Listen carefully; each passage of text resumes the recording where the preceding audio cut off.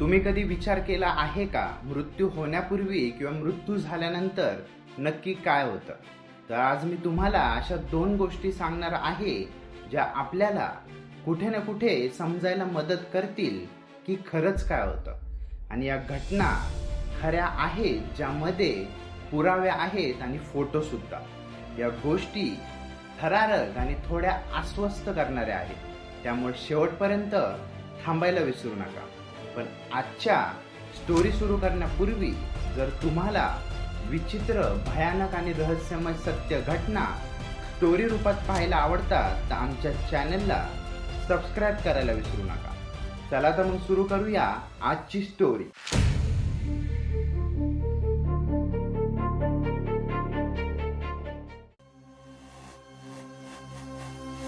27 डिसेंबर 1984च्या संध्याकाळी 16 वर्षाचा जॉन आपल्या मित्राच्या जीपमध्ये पुढच्या सीटवरती बसलेला होता. ते दोघं अमेरिका राज्यामधल्या मिनिसोटा शहरामधल्या एका रस्त्यावरून चालले होते. जॉनचा जवळचा मित्र ही गाडी चालवत होता आणि गाडीमध्येच मागच्या सीटवरती त्यांच्या शाळेमधले अजून 2 मित्र बसले होते. आज सगळे मित्र खुश होते, गप्पा मारत होते, हसत होते. बाहेर पाऊस पण पडत होता, पण त्या रात्री नेहमीपेक्षा जरा जास्तच अंधार होता. पण गाडीमध्ये कुणालाच या गोष्टीचं काहीच वाटत नव्हतं. ते भरपूर खुश होते. त्याचं कारण म्हणजे त्या रात्री जॉन आणि त्याचे 3 मित्र एक लाईव्ह कॉन्सर्ट बघायला निघाले होते, मेगास्टार म्युझिशियन प्रिन्सचं. त्या काळी संगीत क्षेत्रामध्ये प्रिन्स हे प्रचंड मोठं नाव होतं. कोणालाही त्याचा कॉन्सर्ट बघायला मिळाला असता तर तो उड्या मारून गेला असता. जॉन आणि त्याच्या मित्रांसाठी हा कॉन्सर्ट अजून खास होता. त्याचं कारण म्हणजे म्युझिशियन प्रिन्स हा त्यांच्या शहरामधलाच होता आणि त्यांनी हा कॉन्सर्ट जॉनच्या घरापासून फक्त 10 किलोमीटर अंतरावरती ठेवला होता. त्यामुळे जॉन आणि त्याच्या मित्रांना कॉन्सर्टला जाण्यासाठी सहज परवानगी मिळाली होती. ह्या वयामध्ये जॉन किंवा असे भरपूर तरुण आयुष्यामध्ये प्रिन्स सारखा रॉकस्टार होण्याचं स्वप्न बघत असतात. आणि आपल्या शहरामध्ये राहणारा व्यक्ती जर जगभरात नाव कमवत असेल तर अशी व्यक्ती प्रत्येकासाठी प्रेरणा असते, हे नक्कीच खरं आहे. आता हे कॉन्सर्टचं ठिकाण जसं जवळ येत होतं तसे सगळेजण भरपूर एक्साइटेड झाले होते. जॉन मागे वळून आपल्या मित्रांशी याबद्दलच बोलत होता की हा कॉन्सर्ट कसा आपल्या आयुष्यामधला न विसरता येणारा क्षण होणार आहे.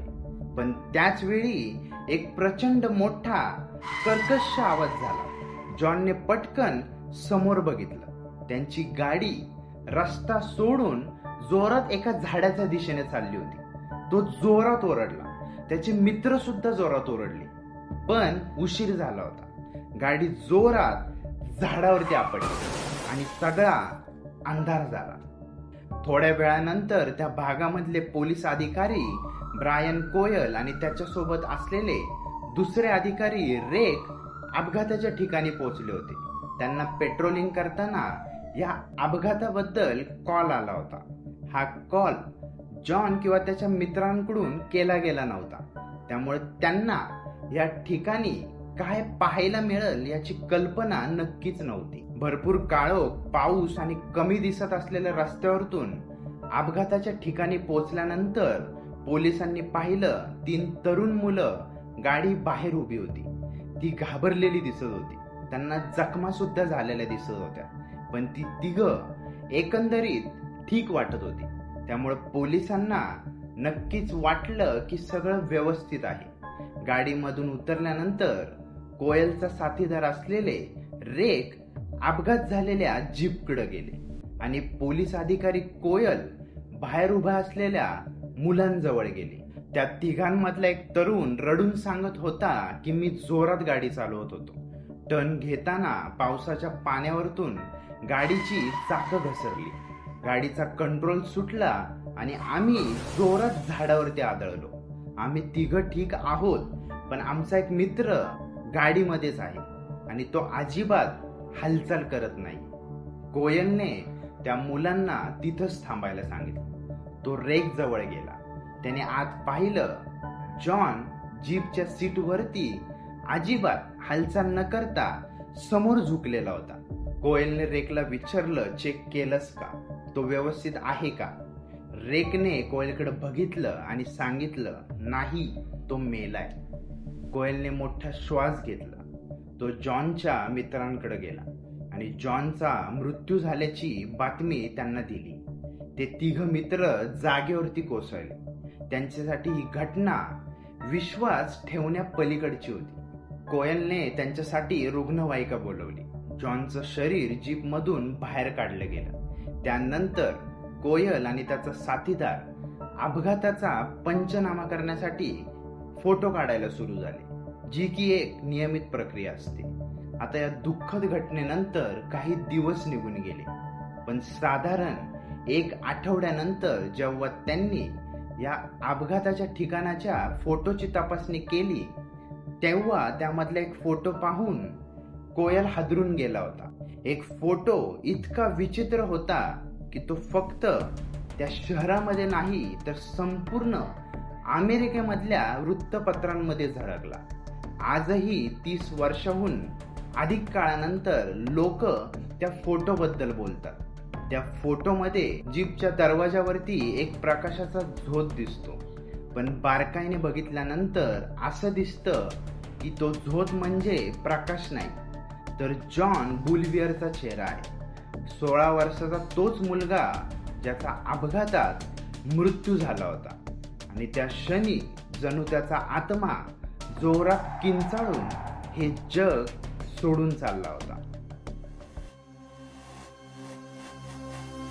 1974चा उन्हाळा होता. 60 वर्षाचे डॉक्टर जुलियन केरचेक न्यूयॉर्कमध्ये त्यांच्या घराच्या मागच्या बागेत असलेल्या छोट्या पुला शेजारी बसले होते. तो दिवस डॉक्टर केरचेक यांच्यासाठी खूप शांत आणि सुंदर दिवस होता. त्याचं कारण म्हणजे ते एका मोठ्या हॉस्पिटलमध्ये सर्जन म्हणून काम करत होते.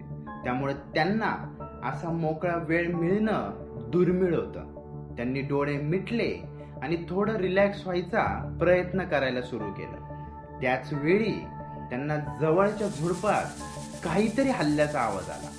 सुरुवातीला त्यांनी विचार केला, कदाचित एखादी खारुताई किंवा पक्षी असेल, म्हणून त्यांनी डोळे उघडलेच नाही. पण तो आवाज थांबत नव्हता. मग त्यांनी नक्की काय आहे हे उठून पाहायचं ठरवलं. ती झुडपं जवळपास 20 फूट अंतरावरती होती, म्हणून ते उठले आणि तिकडं चालायला लागले. पण तेव्हा त्यांनी जे पाहिलं त्यामुळे ते जरा बिथरले.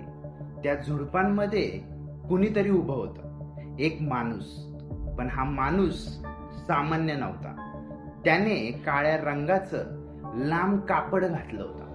त्या कापडाने त्या माणसाचं संपूर्ण शरीर झाकलेलं होतं. त्याचा चेहरा सुद्धा त्या कापडानेच झाकलेला होता. ते सांगतात, एखादी काळीकुट्ट सावलीच ते लांब कापड घालून त्यांच्या समोर उभी होती. डॉक्टर केरचेक गोंधळले होते.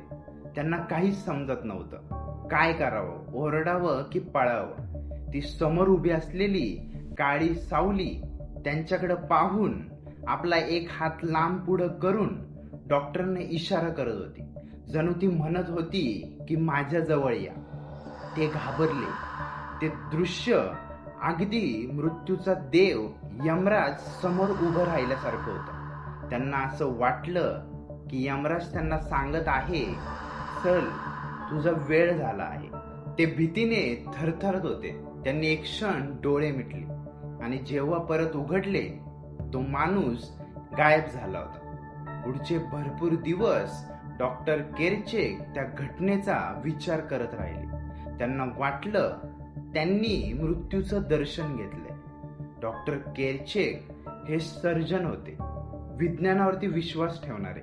पण जे त्यांनी पाहिलं होतं ते इतकं जिवंत, इतकं खरंखुरं वाटत होतं की ते ती घटना विसरू शकत नव्हते. त्यांना हे घडलेलं कुणाला सांगायचं हे कळत नव्हतं. मी यमराज पाहिलाय हे जर मी कुणाला सांगितलं तर इतका शिकलेला माणूस हे काय बोलतोय म्हणून लोक त्यांनाच वेडा ठरवतील याची भीती त्यांना वाटत होती. ते दिवसेंदिवस बेचैन होत गेले. दिवसेंदिवस ही गोष्ट त्यांना मानसिक दृष्ट्या खचवत चालली होती.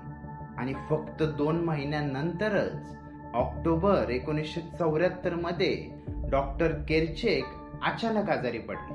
त्यांना इतका ताप होता की जो काही केल्या जातच नव्हता. ते स्वतःच डॉक्टरांकडे गेले. तिथं त्यांना एक वाईट बातमी समजली. ती म्हणजे त्या दिवशी डॉक्टर केरचेक यांना असाध्य रक्ताच्या कर्करोगाचं निदान झालं होतं. ते हादरले, पण त्यांना या गोष्टीचं कितीही दुःख झालं असलं तरी त्यांच्या मनात एकच विचार होता, तो म्हणजे मृत्यू मला आधीच सांगायला आला होता. पुढे डॉक्टर केरचेक यांनी कुणाचाही विचार न करता एक सत्य संपूर्ण जगासमोर मांडलं.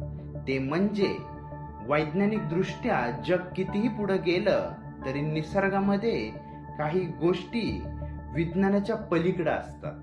डॉक्टर केरचेक यांनी हे यमराज पाहिल्याचं सत्य वृत्तपत्रांमध्ये सांगितल्यानंतर थोड्याच दिवसांमध्ये डॉक्टर केरचेक यांचं निधन झालं.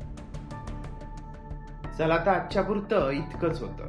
या गोष्टी फक्त भीतीदायक नाहीयेत, तर आपल्याला विचार करायला लावणारे आहेत. या जगामध्ये जन्म झाल्यानंतर मृत्यू हा शाश्वत आहे. मृत्यू झाल्यानंतर किंवा होण्यापूर्वी खरंच काहीतरी होतं. कदाचित मृत्यू स्वतः येतो किंवा तो येऊन आत्मा घेऊन जातो. हे जग वैज्ञानिक दृष्ट्या कितीही पुढे निघून गेलं तरी काही प्रश्नांना उत्तर कधीच नसतात. जगामध्ये घडणाऱ्या अशा रहस्यमय सत्य घटना ऐकत राहण्यासाठी आमच्या चॅनलला सबस्क्राईब करायला विसरू नका. तुम्हाला पुन्हा बघण्याची इच्छा व्यक्त करतो आणि नक्कीच पुन्हा भेटू. धन्यवाद.